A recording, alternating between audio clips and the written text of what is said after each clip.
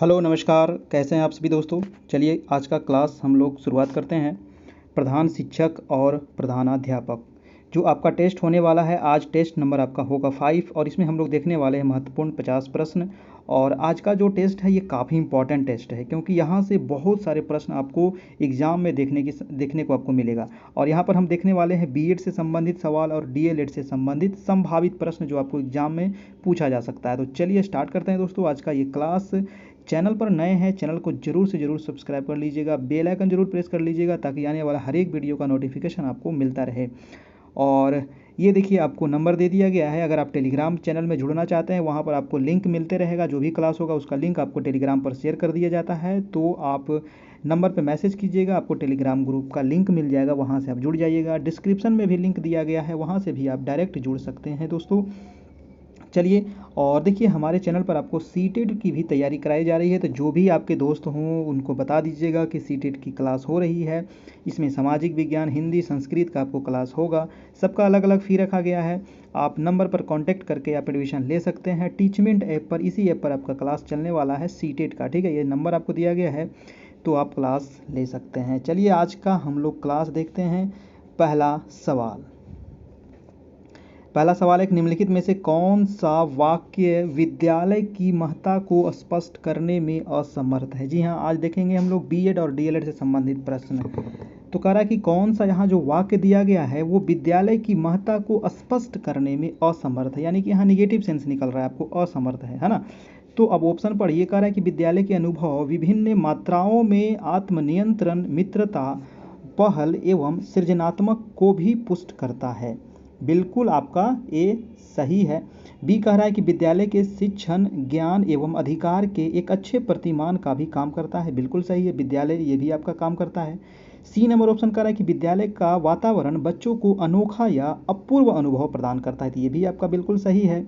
यहाँ पर हम लोग गलत पूछ रहा था। डी नंबर ऑप्शन कह रहा है कि विद्यालय में बौद्धिक कौशलों की शिक्षा नहीं दी जाती। देखिए नहीं यहाँ पर वर्ड दे करके ये गलती कर दिया, और यही गलती आपको पूछ रहा था कि कौन सा असमर्थ है स्पष्ट करने में विद्यालय की महत्ता को। तो आंसर हो जाएगा आपका आंसर नंबर डी, ठीक है। चलिए दूसरा नंबर प्रश्न हम देख लेते हैं। कह रहा है कि किस क्रिया में अविवेचित ढंग से सीखा जाता है। दोस्तों किस क्रिया में अविवेचित ढंग से सीखा जाता है। सामाजिकरण में, सांस्कृतिकरण में, या औद्योगिकरण में, या फिर आधुनिकीकरण में। तो यहाँ पर आंसर क्या होगा, तो किस क्रिया में अविवेचित ढंग से सीखा जाता है, तो आपका इसका जो आंसर हो जाएगा। आप लोग अपना कमेंट करते चलिएगा नीचे, तभी पता चलेगा कि आपको इस क्वेश्चन का जवाब आ रहा है या नहीं आ रहा है, ठीक। तो इसका जो आंसर हो जाएगा वो हो जाएगा आपका सांस्कृतिकरण, आंसर नंबर बी नंबर हो जाएगा, ठीक है। चलिए नेक्स्ट देख लेते हैं। आपका थर्ड नंबर प्रश्न कह रहा है कि कहाँ का वातावरण बहुआयामी होता है, जिसमें बच्चों को समायोजन की नई अनुक्रियाएं सीखनी होती है, जो आगे चलकर बृहद और जटिल वातावरण की परिस्थितियों के साथ समायोजित हेतु उपयोगी होता है। तो ऐसा वातावरण, कहाँ का ऐसा वातावरण होता है जिसमें बच्चे जो हैं वहाँ के बृहद जटिल वातावरण की परिस्थितियों के साथ समायोजन हेतु उपयोगी होता है। तो ऐसा जो वातावरण होता है दोस्तों वो होता है आपका विद्यालय का वातावरण, ठीक है। तो वो क्या हो जाएगा आपका विद्यालय का वातावरण। नेक्स्ट है आपका समायोजन की लक्षण नहीं है। तो समायोजन की कौन सा लक्षण यहाँ पर नहीं है बताइए। तो ऑप्शन है आपका असंतुलन, अनुकूल वातावरण, सामाजिकता, या फिर संतुष्टि। क्या होगा, देखिए समायोजन का लक्षण नहीं है तो हो जाएगा आपका असंतुलन, है ना। असंतुलन, अगर यहाँ संतुलन रहता तो ऐसा ही हो जाता है। यहाँ अ दे करके ये जो ऑप्शन है इसको गलती कर दिया। अनुकूल वातावरण ये सही है, ये भी सही है, ये भी आपका बिल्कुल सही है। नेक्स्ट है आपका 5 नंबर प्रश्न। कह रहा है कि शिक्षा में मापन एवं मूल्यांकन द्वारा पता लगाया जाता है। शिक्षा में मापन और मूल्यांकन से क्या पता लगाया जाता है बताइए। ऑप्शन दिया गया है बालकों की बुद्धि का, या बालकों की निष्पत्ति एवं उनके द्वारा अर्जित ज्ञान का, या गृह कार्य का, या बालकों की कार्य क्षमता का। तो शिक्षा में मापन एवं मूल्यांकन द्वारा क्या पता लगाया जाता है, तो इसका आंसर हो जाएगा दोस्तों बालकों की निष्पत्ति एवं उनके द्वारा अर्जित ज्ञान का पता लगाया जाता है, मापन एवं मूल्यांकन के द्वारा। काफ़ी इंपॉर्टेंट प्रश्न है। वीडियो अच्छा लग रहा हो तो एक लाइक कर दीजिएगा, ठीक है, क्योंकि यही सब प्रश्न आपको एग्जाम में पूछा जाएगा। नेक्स्ट प्रश्न है आपका सतत मूल्यांकन का अर्थ क्या होता है। जी हाँ, वेरी इंपॉर्टेंट सवाल है सतत मूल्यांकन, ठीक है। तो सतत मूल्यांकन का अर्थ क्या होता है, ऑप्शन देख लीजिए। दैनिक अधिगम प्रक्रिया के दौरान नियमित मूल्यांकन करना, ये तो आपका बिल्कुल सही लग रहा है। दूसरा ऑप्शन देख लेते हैं, आवश्यकता अनुसार उनकी क्षमताओं को जानना, अचानक निरीक्षण द्वारा उनकी कमियों को जानना, ये भी गलत दिख रहा है। बालकों की कमियों को दूर करना, ये भी गलत है। देखिए, सतत मूल्यांकन का मतलब होता है ना दैनिक, दैनिक मतलब डेली, है ना। दैनिक का मतलब क्या होता है, दिन प्रतिदिन, मतलब है ना डेली। तो दैनिक अधिगम प्रक्रिया के द्वारा नियमित मूल्यांकन करना, इसी को कहा जाता है सतत मूल्यांकन, है ना, मतलब डेली मूल्यांकन करना बच्चों का। नेक्स्ट प्रश्न है आपका 7 नंबर, कह रहा है कि आज शिक्षा में किस प्रकार के मूल्यांकन की आवश्यकता है। जी हाँ, वर्तमान समय में जो शिक्षा व्यवस्था जिस प्रकार से दी जाती है उसमें किस प्रकार के मूल्यांकन की आवश्यकता है, जिससे छात्रों की कमियों और दक्षताओं का ज्ञान हो सके, है ना, और उचित समय पर उनके निदान एवं उपचार के लिए कदम उठाया जा सके। तो वर्तमान में किस प्रकार का मूल्यांकन होना चाहिए दोस्तों, बताइए। तो वर्तमान में सतत एवं व्यापक मूल्यांकन होना चाहिए। बिल्कुल आपका आंसर नंबर ए हो जाएगा। बहुत अच्छा सवाल है आपका, ठीक है। सतत मूल्यांकन तो होगा ही, लेकिन इसमें व्यापक मूल्यांकन भी होना चाहिए। ये भी आपका सही है, लेकिन इसमें व्यापक होना चाहिए, ये भी आपका, ठीक है। तो इसका राइट आंसर जो हो जाएगा वो हो जाएगा आपका आंसर नंबर ए। नेक्स्ट है आपका 108 नंबर प्रश्न, कह रहा है कि व्यापक मूल्यांकन के अंतर्गत आता है। व्यापक मूल्यांकन के अंतर्गत क्या आता है, अब ऑप्शन पढ़िए। कह रहा है कि बालक के एक पक्ष का मूल्यांकन, नहीं, एक पक्ष का मूल्यांकन थोड़ी होगा, व्यापक की बात किया जा रहा था, एक पक्ष तो होगा ही नहीं। कह रहा है कि बालक के विकास के विभिन्न पक्षों का मूल्यांकन, हाँ ये आपका देखिए सही लग रहा है। बालक का ज्ञानात्मक मूल्यांकन करना या बालक के संवेग आधारित मूल्यांकन, तो बी जो इसका राइट आंसर बिल्कुल सही हो जाएगा, क्योंकि बालक के विकास की विभिन्न पक्षों की मूल्यांकन करना है, तभी तो व्यापक होगा, है ना। यानी सभी पक्षों का मूल्यांकन करना व्यापक मूल्यांकन के अंतर्गत आता है, ठीक है। चलिए, नेक्स्ट प्रश्न है आपका 9 नंबर, कह रहा है कि बुद्धि को समायोजन करने की क्षमता या शक्ति माना जाता है। बुद्धि को क्या माना गया है, तो समायोजन करने की क्षमता या शक्ति माना गया है, जो व्यक्ति जितनी शीघ्रता से अपने आप को नए वातावरण के साथ समायोजित कर लेता है, वह व्यक्ति उतना ही क्या होगा। तो यहाँ पर कह रहा है कि बुद्धि को समायोजित करने की क्षमता शक्ति माना गया है। तो यहाँ पर बुद्धि है तो उस व्यक्ति को होता है दोस्तों बुद्धिमान, है ना, वह व्यक्ति उतना ही ज़्यादा बुद्धिमान होगा आपका, क्योंकि यहाँ पर बुद्धि की बात कर रहा है। तो सीधा ऑप्शन में देखिए आप, बुद्धि कहाँ है तो बुद्धिमान हो जाएगा आपका, है ना। यानी बुद्धि को समायोजन करने की क्षमता या शक्ति माना गया है, जो व्यक्ति जितना शीघ्रता से अपने आप को नए वातावरण के साथ समायोजित कर लेता है, वह व्यक्ति क्या होता है, उतना ही ज़्यादा बुद्धिमान होता है, ठीक है। चलिए, अगला प्रश्न है आपका 10 नंबर, 110 कह रहा है कि बुद्धि संबंधनात्मक चिंतन है। वेरी वेरी इंपॉर्टेंट सवाल है। बुद्धि क्या है, तो संबंधनात्मक चिंतन है। ये कथन किसका है बताइए। तो ये जो कथन है बुद्धि संबंधनात्मक चिंतन है, ये स्पीयरमैन साहब का है, ठीक है। स्पीयरमैन का ये कथन है, वेरी इंपॉर्टेंट, याद रखना है। बुद्धि संबंधनात्मक चिंतन है, स्पीयरमैन। मैं बार बार 2-3 बार रिपीट कर देता हूं ताकि आपको सुनते सुनते भी याद हो जाए वो चीज़। नेक्स्ट प्रश्न आपका 11 नंबर है, कह रहा है कि सामाजिक बुद्धि में, किस बुद्धि में, सामाजिक बुद्धि में किस क्षमता का पता चलता है बताइए। सामाजिक बुद्धि में किस क्षमता का पता चलता है, ऑप्शन देख लीजिए। वस्तुओं, यंत्रों, औजारों के साथ व्यवहार करने की क्षमता। बी नंबर है व्यक्तियों को समझने और उनके साथ परस्पर व्यवहार करने की क्षमता। देखिए यहाँ पर सामाजिक दिया गया है तो वस्तु, यंत्र, औजार है, ये तो आपका ऑप्शन गलत हो गया। सी नंबर, ये देखिए ऑप्शन बिल्कुल सही लग रहा है, लेकिन अभी और ऑप्शन हम देख लेते हैं क्या कह रहा है आपका सी और डी। कह रहा है कि संकेतों, प्रतिबिंबों एवं शाब्दिक सामग्रियों से संबंध रखने की योग्यता, और डी है अमूर्त चिंतन की योग्यता। तो यहाँ पर देखिए दोस्तों, कह रहा है कि सामाजिक बुद्धि में, तो समाज किससे संबंधित है, तो व्यक्ति को समझने और परस्पर व्यवहार करने की क्षमता, है ना। इसी से पता चलता है सामाजिक बुद्धि में किस क्षमता का पता चलेगा, तो व्यक्तियों को समझने की क्षमता और उसके साथ किस प्रकार से व्यवहार किया जाए इसका पता चलेगा, ठीक है। तो 11 का क्या हो जाएगा आपका बी नंबर। देखिए कोई भी क्वेश्चन को पहले थोड़ा सा समझिए, है ना, क्वेश्चन को एक बार नहीं 2 बार पढ़िए, ठीक है। एक बार 2 बार पढ़िएगा, एक बार में समझ में नहीं आएगा, 2 बार पढ़िए क्वेश्चन को, है ना। एक बार में थोड़ा सा आता है, 2 बार में पूरा आपका कंप्लीट हो जाएगा, उसके बाद ऑप्शन को छांटने का प्रयास कीजिए, ठीक है। बिल्कुल आपका राइट आंसर निकल के आ जाएगा, है ना। 50 में तो आराम से 40 आएगा, 50 में आराम 40 आएगा, ठीक है। कह रहा है कि बुद्धि किस प्रकार की शक्ति या योग्यता है बताइए। बुद्धि जो है हमारा ये किस प्रकार की शक्ति या योग्यता है? जन्मजात है बुद्धि, या अर्जित है, या वातावरण जन्य है, या फिर क्रियात्मक है? तो बुद्धि किस प्रकार की है? शक्ति या योग्यता है दोस्तों। तो बुद्धि जो है ये जन्मजात होता है आपका, हाँ ना, बुद्धि जो होता है ये आपका जन्मजात होता है। आंसर हो जाएगा आपका ए नंबर। नेक्स्ट है आपका 13 नंबर। प्रश्न कह रहा है कि आधुनिक मनोवैज्ञानिक बुद्धि की बात न करके आजकल बुद्धियों की बात करते हैं, है ना। जो आधुनिक मनोवैज्ञानिक है वो बुद्धि की बात नहीं करके किसका बात करते हैं? तो बुद्धियों की बात करते हैं। इससे स्पष्ट क्या होता है? इससे स्पष्ट क्या होता है? ऑप्शन देखिए, कह रहा है कि बुद्धि एक सामान्य व सरल संप्रत्यय है, कह रहा है बुद्धि एक कारक संप्रत्यय है, बुद्धि एक बहुआयात्मक या बहुकारक संप्रत्यय है, या डी नंबर कह रहा है कि बुद्धि एक द्विकारक संप्रत्यय है। अब बताइए कि इसका राइट आंसर क्या होगा? क्यों आजकल के जो मनोवैज्ञानिक हैं, आधुनिक जो मनोवैज्ञानिक हैं, वो बुद्धि की बात न करके किसकी बात करते हैं? बुद्धियों की बात करते हैं। तो इसका कारण यही है कि जो बुद्धि है दोस्तों वो एक बहुआयात्मक या बहुकारक संप्रत्यय है। आंसर हो जाएगा आपका आंसर नंबर सी। नेक्स्ट है आपका कि बुद्धि का द्विखंड सिद्धांत का प्रतिपादन किसने किया? वेरी इंपॉर्टेंट प्रश्न है, बिल्कुल छपने वाला सवाल है आपका, है ना। तो आज जो है हम लोग प्रश्नों के खोपड़ी में छेद करेंगे और बताइए कि द्विखंड सिद्धांत का प्रतिपादन किसने किया था? गिलफोर्ड किया था, स्पीयरमैन किया था, थ्रस्टन किया था, या वर्नन किया था? तो द्विखंड सिद्धांत जो प्रतिपादन किए थे वो थे आपके स्पीयरमैन। ठीक है, कौन थे? स्पीयरमैन। द्विखंड सिद्धांत ये याद रखना है, द्विखंड, एक खंड, तीन खंड, तीनों पूछा जाता है। वो सारा क्वेश्चन अभी आने वाला है, ठीक है, तो ध्यान रखिएगा। अगला प्रश्न है आपका कि बुद्धि मापने के लिए सबसे पहले बुद्धि परीक्षण किसने विकसित किया था? वेरी इंपॉर्टेंट है। सबसे पहले जो बुद्धि को मापा गया था वो सबसे पहले किसने विकसित किया था? ये क्वेश्चन पूछा गया है।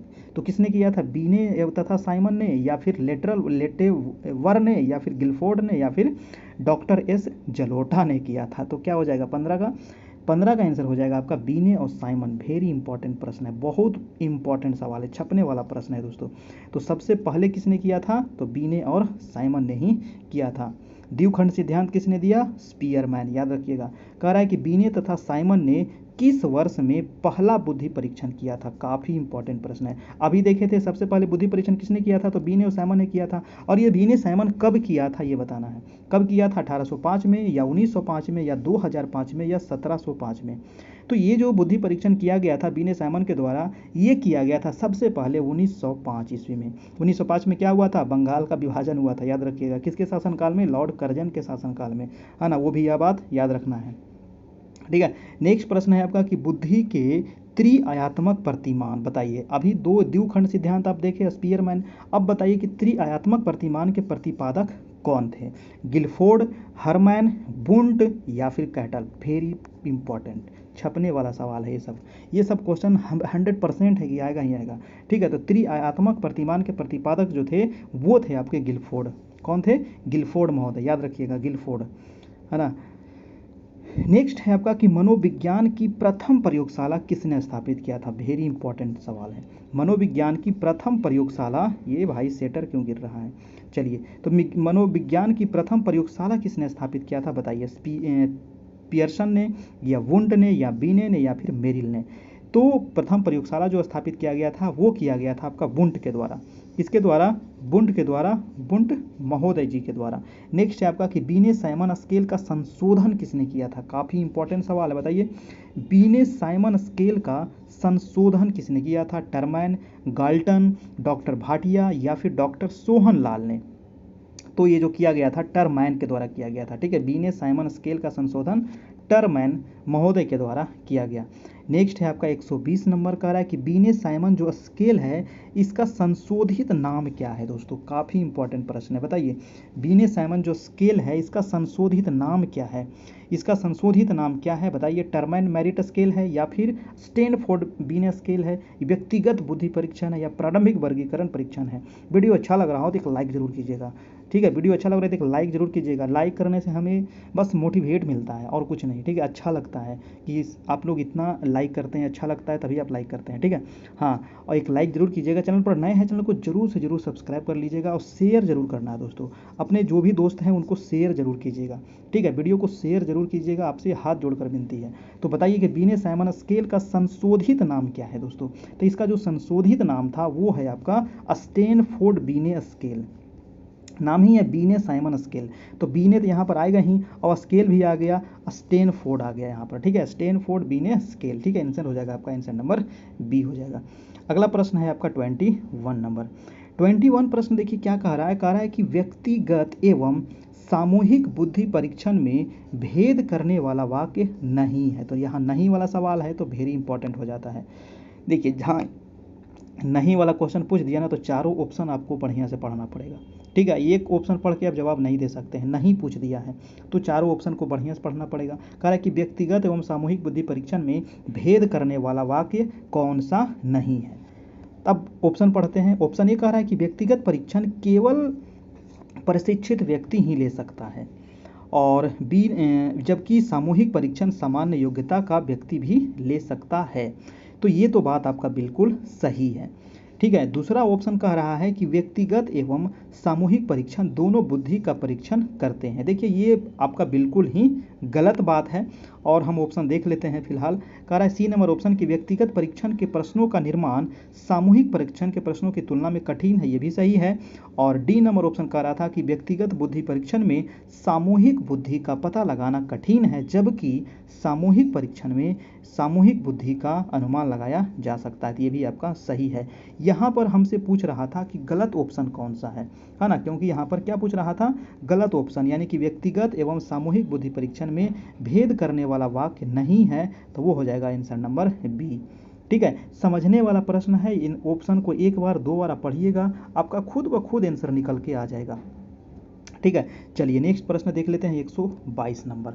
122 नंबर प्रश्न क्या कह रहा है कि किस बुद्धि परीक्षण में व्यक्ति को भाषाओं तथा संख्याओं का ज्ञान होना चाहिए। दोस्तों किसका कह रहा है, भाषा का ज्ञान और संख्या का ज्ञान होना जरूरी है, ठीक है। तो भाषा और संख्या का ज्ञान होना आवश्यक है किस बुद्धि परीक्षण में। ऑप्शन है शाब्दिक परीक्षण, अशाब्दिक परीक्षण, मानसिक आयु परीक्षण या सामूहिक परीक्षण। तो 122 का क्या हो जाएगा, शाब्दिक परीक्षण। शाब्दिक परीक्षण में भाषा भी होना जरूरी है और संख्या का ज्ञान भी होना जरूरी है। आंसर हो जाएगा आपका ए नंबर। नेक्स्ट चलते हैं आपका 123।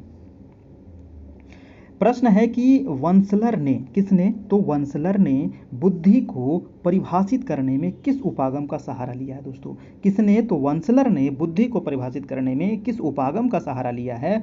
ऑप्शन कह रहा है कि आणविक उपागम, सार्वजनिक उपागम, मोलर उपागम या मनोमितिक उपागम। क्या होगा, तो 123 का हो जाएगा सार्वजनिक उपागम का सहारा लिया किसने, तो वंसलर ने बुद्धि को परिभाषित करने में। काफ़ी अच्छा प्रश्न है। अगला सवाल है कि एक सफल पेंटर में किस तरह की बुद्धि की प्रबलशीलता होती है। बहुत अच्छा सवाल है। एक पेंटर है ना, एक पेंटर है ना, तो एक सफल पेंटर है, ठीक है। किस प्रकार का पेंटर है, सफल पेंटर है, उसमें किस प्रकार की बुद्धि का प्रबलशीलता होनी चाहिए, अमूर्त बुद्धि या मूर्त बुद्धि या सामाजिक या फिर तरल बुद्धि। देखिए तो इसमें सामाजिक तो होगा नहीं, तरल तो होगा नहीं, और इसमें क्या नहीं होगा, तो इसमें आपका मूर्त भी नहीं होगा, अमूर्त हो जाएगा। मूर्त में क्या होता है, इंजीनियर वगैरह लोग होता है ना, तो वो मूर्त में जाता है आपका, ठीक है। तो इसका आंसर हो जाएगा अमूर्त बुद्धि, ठीक है। राइट आंसर ये हो जाएगा। बहुत अच्छा प्रश्न था, पूछा जा सकता है, आपको पूछा गया प्रश्न है ये सभी, है ना। ये सब प्रश्न आपको हमेशा कभी सी टेट में, कभी बी टेट में, कभी यूपी टेट में, है ना, तो कभी बी एड में, तो हमेशा ये सब क्वेश्चन रिपीट होते रहता है। तो इसमें भी यही क्वेश्चन रिपीट होते रहेगा आपको। कह रहा है कि मानसिक आयु के संप्रत्यय को किसमें महत्वहीन समझा गया है। मानसिक आयु के संप्रत्यय को किसमें महत्वहीन समझा गया है, मानक प्रत्यांक में या कुशलता सूचकांक में या बुद्धि लब्धि में या फिर विचलन बुद्धि लब्धि में। तो क्या होगा, 125 का आंसर हो जाएगा कुशलता सूचकांक में, ठीक है। आंसर हो जाएगा आपका बी नंबर।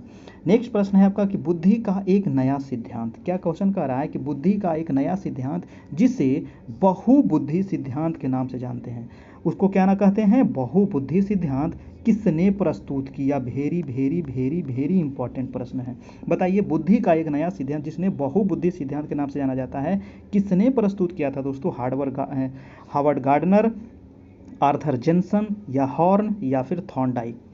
तो 126 का हो जाएगा आपका हार्वर्ड गार्डनर के द्वारा। बहुबुद्धि याद रखिएगा, जो गार्ड होता है ना, जो गार्ड होता है, गार्ड से बन गया गार्डनर। तो गार्ड जो होता है उसको बहुत सारा बुद्धि रखना पड़ता है, दिमाग रखना पड़ता है, कौन आदमी आया कौन आदमी गया, है ना, ध्यान रखना पड़ता है। तो ये चीज़ आप याद रखिएगा, बहुबुद्धि गार्डनर।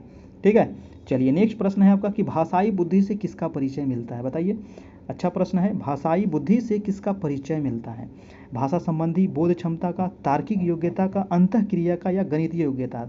गणित तो होगा नहीं भैया, भाषा पूछ रहा है तो भाषा ही संबंधी योग्यता ना होगा। आंसर तो ये नंबर ऐसे ही निकल गया आपका, है ना। भाषाई बुद्धि से किसका परिचय मिलता है, तो भाषाई संबंधी बोध क्षमता का, है कि नहीं। आंसर नंबर ए हो जाएगा। अगला है आपका 128 नंबर, कह रहा है कि बहुबुद्धि सिद्धांत से संबंधित वाक्य नहीं है ना। नहीं वाला प्रश्न है तो सभी ऑप्शन में पढ़ना पड़ेगा, है ना। तो कह रहा है कि बहुबुद्धि सिद्धांत से कौन सा वाक्य यहाँ पर संबंधित नहीं है। तो चलिए इसके खोपड़ी में छेद करते हैं और ऑप्शन को पढ़ते हैं। कह रहा है कि बुद्धि का स्वरूप एकांकी नहीं है, अपितु एक बहुकारकीय स्वरूप होता है। बुद्धि का स्वरूप क्या कह रहा है कि एकांकी नहीं होता है ना। क्या होता है, तो बहुकारकीय स्वरूप होता है। अगला ऑप्शन कह रहा है, बिल्कुल आपका ये सही है, कहा कि प्रत्येक बुद्धि एक दूसरे से संबंधित होता है। तो ये तो हमको गलत लग रहा है। अब सी नंबर ऑप्शन देख लेते हैं, कह रहा है कि प्रत्येक बुद्धि एक दूसरे से बिल्कुल स्वतंत्र होता है। बिल्कुल सही है। कह रहा है कि बुद्धि के विभिन्न प्रकारों में एक दूसरे के साथ अंतःक्रिया होती है। ये भी आपका सही है। देखिए, इसका जो राइट आंसर हो जाएगा मेरे भाई, वो हो जाएगा आपका बी नंबर, यानी कि प्रत्येक बुद्धि एक दूसरे से संबंधित होता है। आंसर नंबर बी हो जाएगा। अगला है आपका 129 नंबर, कह रहा है कि किस प्रकार की बुद्धि का संबंध संगीत के तत्वों से रहता है। किस प्रकार की बुद्धि का संबंध किससे कह रहा है, तो संगीत के तत्व से।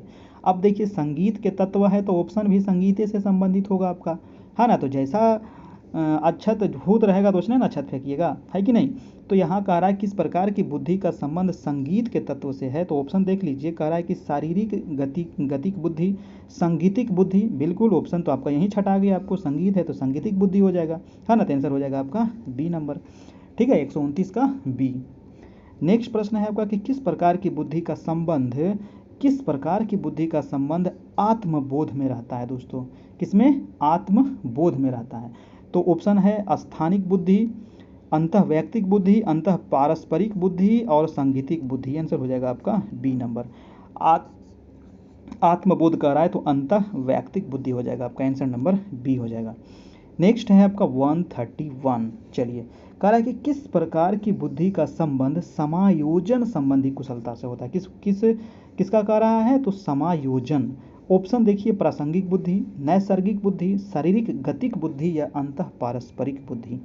तो कह रहा है किस प्रकार की बुद्धि का जो संबंध है वो समायोजन संबंधी कुशलता। तो समायोजन किस में होगा बताइए। समायोजन जो होगा, समायोजन किस में होगा, तो हो जाएगा प्रासंगिक बुद्धि में। Answer number A. ठीक है, प्रासंगिक बुद्धि। अगला है आपका 132, कह रहा है कि किस प्रकार की बुद्धि में गणितीय समस्याओं का समाधान, अंकों के क्रमों में छिपे संबंधों की पहचान करने आदि की क्षमता सम्मिलित रहती है। क्या कह रहा है, किस प्रकार की बुद्धि में गणितीय समस्या। अब देखिए, गणित वाला बात आ गया तो ऑप्शन में भी गणित से संबंधित जरूर होगा, है कि नहीं। और अंक भी इसमें आ गया, गणितीय समस्या कह रहा है और अंकों के क्रम में छिपे संबंधों की पहचान करने के लिए कह रहा है। तो ऑप्शन देख लीजिए, भाषाई बुद्धि तो आपका बिल्कुल नहीं होगा, स्थानीय बुद्धि भी आपका नहीं होगा, तार्किक और गणितीय बुद्धि देखिए आ गया आपका। आंसर हो जाएगा सी नंबर। संगीत वाला तो संगीत बुद्धि से हो जाएगा आपका, है ना। तो ये भी नहीं होगा आपका। आंसर क्या हो जाएगा, सी नंबर। तो ऑप्शन छाटिए, खट से निकल जाएगा आंसर, समझे। बस कह रहा है कि कौन सा वाक्य बुद्धि के अर्थ को स्पष्ट नहीं करता। अब नहीं करता है तो चारों ऑप्शन तो पढ़ना पड़ेगा ध्यान से। कौन सा वाक्य जो है बुद्धि के अर्थ को स्पष्ट नहीं करता है। बुद्धि सीखने की योग्यता है, तो बात तो ये लग रहा है बिल्कुल सही है ना। बुद्धि क्या है, सीखने की योग्यता है, बिल्कुल सही है। दूसरा है, कह रहा है कि एक व्यक्ति उसी अनुपात में बुद्धिमान है जितना कि उसमें अमूर्त चिंतन करने की योग्यता है। ये भी आपका बिल्कुल सही है। अब हम देखते हैं सी नंबर, कह रहा है कि बुद्धि वातावरण के प्रति समायोजन की योग्यता है।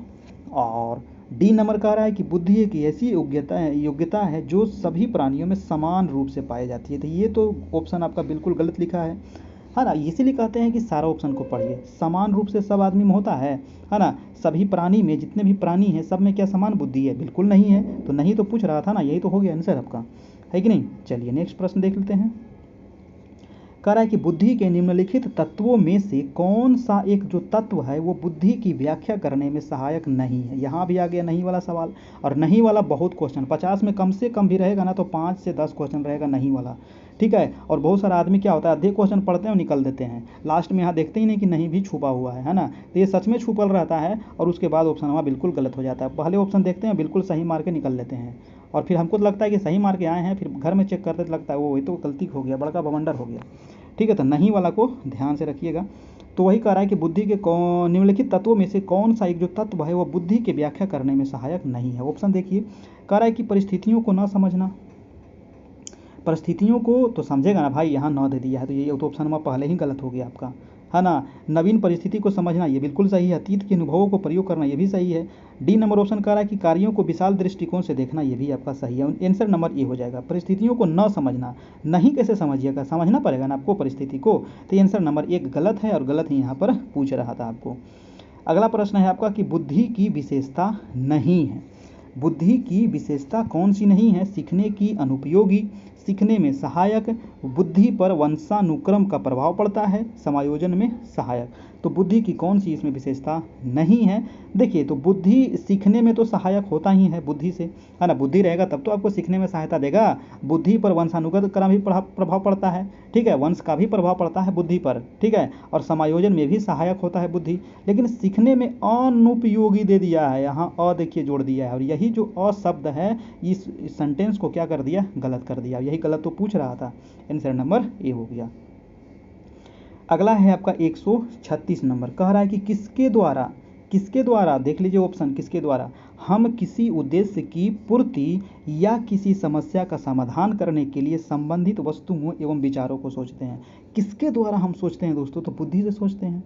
किससे सोचते हैं आप? तो बुद्धि से ना सोचते हैं, तो आंसर हो जाएगा बुद्धि द्वारा। बुद्धि से तो सोचते हैं, है ना। चलिए आंसर हो जाएगा 136 का सी नंबर। नेक्स्ट है आपका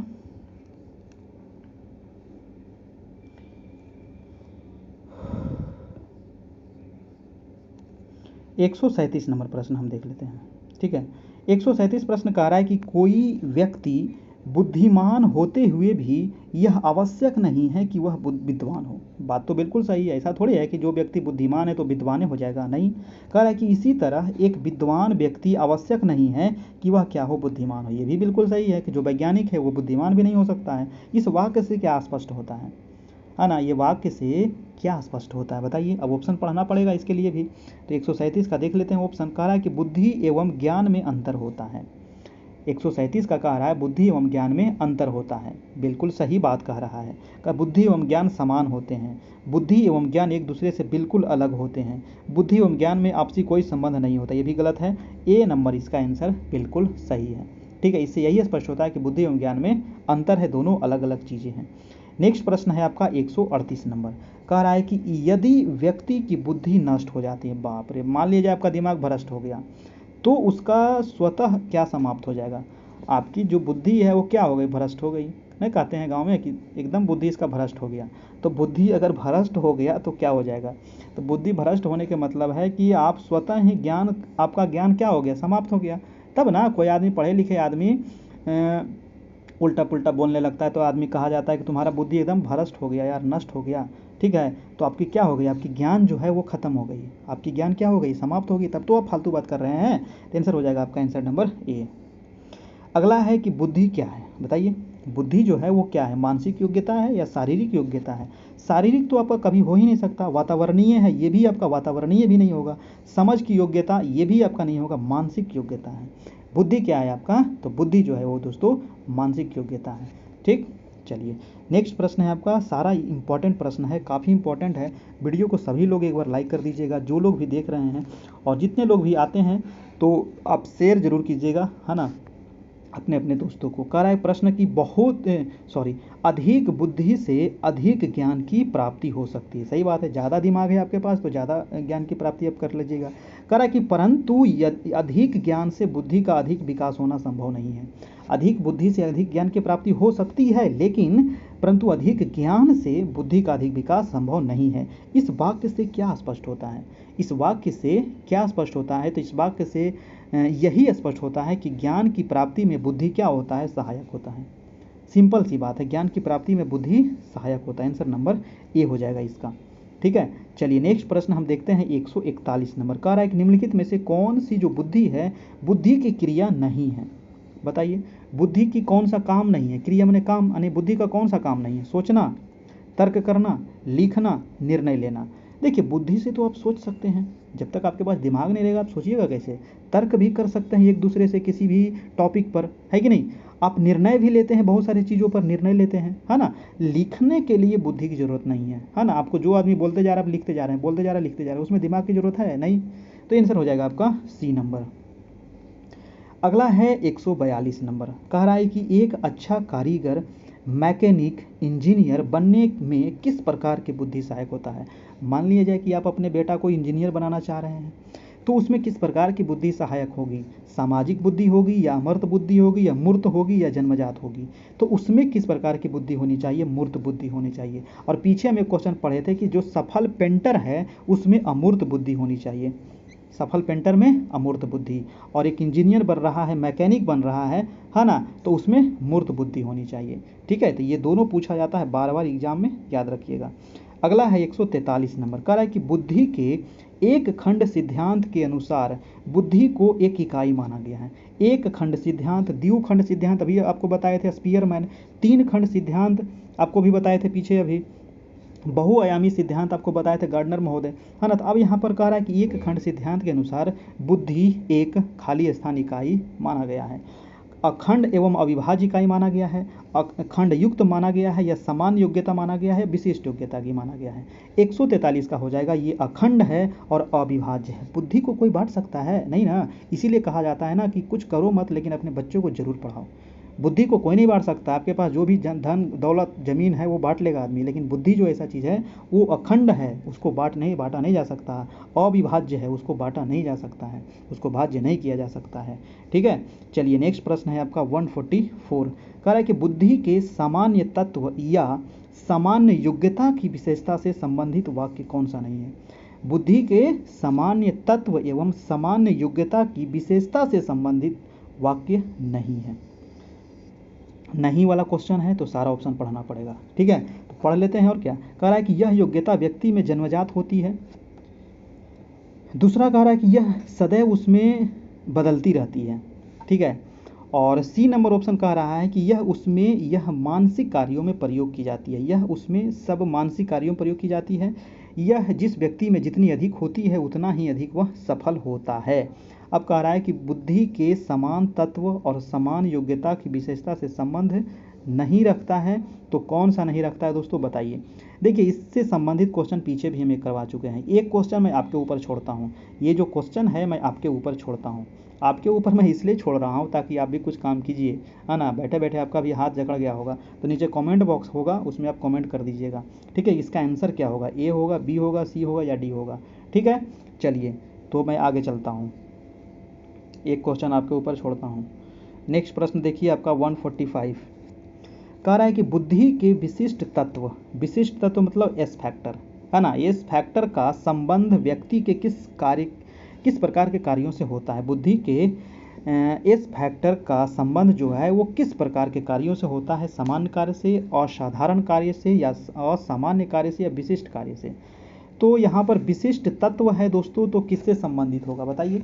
किस कार्य से संबंधित होगा? तो विशिष्ट है तो विशिष्ट से होगा, है ना? सिंपल बात है। यहाँ विशिष्ट तत्व है तो विशिष्ट कार्य से होगा। आंसर नंबर डी होगा। ठीक है, जैसा भूत वैसा अक्षत फेंकिए आप लोग, सही काम हो जाएगा। नेक्स्ट प्रश्न है आपका 146 नंबर। कह रहा है कि बुद्धि की विशिष्ट योग्यताएं या विशिष्ट तत्व का संबंध व्यक्ति के विशिष्ट कार्यों से होता है। बिल्कुल सही है। और निम्नलिखित में से कौन सा वाक्य जो है वो विशिष्ट तत्व की विशेषता नहीं बताता है? बताइए। तो ऑप्शन कह रहा है कि ये योग्यताएं जन्मजात होती है, ये योग्यताएं जन्मजात होती है, बिल्कुल गलत बात है। अभी आपको पीछे भी हम लोग देखे थे, ये इस प्रकार की योग्यताएं जो होता है बुद्धि से संबंधित, वो जन्मजात नहीं होती है। आंसर इसका सिंपल निकल गया, आंसर नंबर ए। कह रहा है बी नंबर की योग्यताएं अनेक एवं एक दूसरे से स्वतंत्र होता है, सही है। ये योग्यताएं भाषा, विज्ञान, दर्शन आदि विशेष सफलता प्राप्त करती है, सही है। और ये योग्यताएं विभिन्न में अलग अलग मात्रा में होती है, ये भी आपका सही है। इसका आंसर हो जाएगा ए नंबर। अब चलते हैं 147 नंबर। व्यक्ति की विभिन्न मानसिक योग्यताएं एक इकाई के रूप में करती है। व्यक्ति की विभिन्न जो मानसिक योग्यताएं हैं वो एक इकाई के रूप में करती है। यह वाक्य बुद्धि के किस सिद्धांत से संबंधित है? वेरी इंपॉर्टेंट प्रश्न है। यही तो सवाल पूछा जाएगा घुमा फिरा करके। तो यह जो वाक्य है ये बुद्धि के किस सिद्धांत से है? एक खंड है, दो खंड है, तीन खंड है या बहुखंड है? तो ये जो है दोस्तों, ये आपका एक खंड सिद्धांत है। बी ने, है ना, एक खंड सिद्धांत किसने दिया था? बी ने, याद रखिएगा, द्विखंड स्पीयरमैन। अगला चलते हैं बुद्धि के एक खंड सिद्धांत के प्रतिपादक, अभी आपको बता दिए हम, तो वो हो जाएगा बी ने, टर्मन और स्टर्न। तीनों दिन मिल करके दिए थे दोस्तों। एक खंड सिद्धांत के प्रतिपादक कौन थे? बहुत अच्छा प्रश्न है, वेरी वेरी इंपॉर्टेंट सवाल है, ये क्वेश्चन छपने वाला है सब एग्जाम हॉल में। तो कह रहा है कि बुद्धि के एक खंड सिद्धांत के प्रतिपादक बी ने, याद रखिएगा, टर्मन है और स्टर्न है। ठीक है, चलिए दूसरा है आपका, अगला प्रश्न हम देख लेते हैं 149 नंबर। कह रहा है कि जिस बुद्धि परीक्षण में एक समय में एक व्यक्ति की परीक्षा ली जाती है, क्या कह रहा है कि वैसा बुद्धि परीक्षण, है ना, जैसे इंटरव्यू जैसे लिया जाता है तो एक व्यक्ति को बैठा करके उससे 4-5 आदमी मिलकर पूछते हैं, है ना। तो कह रहा है कि बुद्धि परीक्षण में एक समय में एक व्यक्ति की परीक्षा ली जाती है, उसे कहते हैं, उसे क्या कहते हैं? वैयक्तिक बुद्धि परीक्षण या सामूहिक तो होगा नहीं क्योंकि एक का लिया जा रहा है। उपलब्धि परीक्षण ये भी नहीं होगा, क्रियात्मक परीक्षण ये भी नहीं होगा। आंसर हो जाएगा ए नंबर, वैयक्तिक बुद्धि परीक्षण, यानी कि यहाँ पर सिर्फ एक व्यक्ति का बुद्धि का परीक्षण किया जा रहा है। आज का लास्ट क्वेश्चन, तो अंत भला तो सब भला, इसीलिए अंत वाला क्वेश्चन गलती नहीं कीजिएगा, ठीक है। हाँ, इसके खोपड़ी में छेद कीजिएगा। कह रहा है कि बुद्धि के क्रियात्मक परीक्षण का प्रयोग किस प्रकार के व्यक्तियों के लिए किया जाता है? दोस्तों, बुद्धि के क्रियात्मक परीक्षण का प्रयोग, तो बुद्धि के क्रियात्मक परीक्षण का जो प्रयोग है वो किस प्रकार के व्यक्ति के लिए किया जाएगा? तो ऑप्शन है, क्रियात्मक कह रहा था, क्वेश्चन को सबसे पहले दिमाग में रखिएगा, है ना, तभी ऑप्शन में पढ़िएगा, नहीं तो गलती हो जाएगा। कह रहा है कि जिन्हें भाषा का ज्ञान हो। अब देखिए यहाँ पर क्रियात्मक कह रहा है तो भाषा वाला तो ऑप्शन होगा नहीं। जिसे पढ़ना लिखना नहीं जानते हो, जो पढ़ना लिखना नहीं जानता हो, जो अधिक पढ़े लिखे होते हो, जो बेवकूफ़ होते हो। कह रहा है कि क्रियात्मक परीक्षण का प्रयोग किस प्रकार के व्यक्ति के लिए? तो क्रियात्मक परीक्षण का प्रयोग हम करेंगे जो पढ़ना लिखना नहीं जानता हो। जो भाषा का जिसमें ज्ञान हो उसमें क्रियात्मक परीक्षण थोड़ी करेंगे, उसमें पढ़े लिखे आदमी की क्या ज़रूरत है, उसमें जो बेवकूफ़ भी नहीं होगा, जो पढ़ा लिखा नहीं हो, उसमें हम करते हैं क्रियात्मक परीक्षण का प्रयोग। आंसर हो जाएगा आपका आंसर नंबर बी। ठीक है, तो ये रहा आज का 50 प्रश्न। आपको कैसा लगा आप लोग ज़रूर नीचे कमेंट करके बताइएगा। और आप सभी के लिए एक विनती है, एक अपील है, लेकिन आप लोग उसको सुनते नहीं हैं, है ना। तो आप लोग प्लीज़ थोड़ा सा कृपा करें, है ना। आप सभी के लिए इतना मेहनत किया जाता है तो आप लोग भी थोड़ा सा अपना गोड़ हाथ चलाइए, है ना, अपना थोड़ा सा फ़र्ज निभाइए। और यही है कि जो भी प्रधान शिक्षक और प्रधानाध्यापक की तैयारी कर रहे हैं उनको तो हम पूरा तैयारी करवा ही रहे हैं, और उनके लिए बस एक सहयोग आप लोग से एक मांगा गया था, लेकिन आप लोग सहयोग नहीं कर रहे हैं। ठीक है, आप लोग सहयोग नहीं कर रहे हैं, लेकिन इंतज़ार रहता है आप लोग का, लेकिन आप लोग सहयोग नहीं करते हैं। और जो लोग भी अगर सहयोग करेंगे तो उनको PDF और जो भी प्रधानाध्यापक या प्रधान शिक्षक से संबंधित नोट्स होगा उनको प्रोवाइड कराया जाएगा और उनको एक अलग ग्रुप में ऐड किया जाएगा।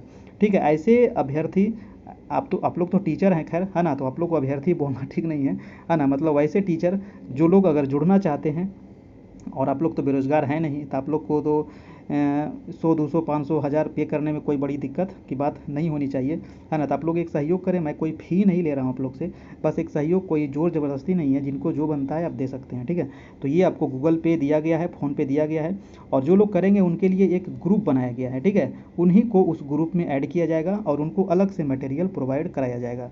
ठीक है, तो ये रहा दोस्तों, आप लोग थोड़ा सा इस पर गौर कीजिएगा। और सीटेट का क्लास आपका मंडे से स्टार्ट हो रहा है।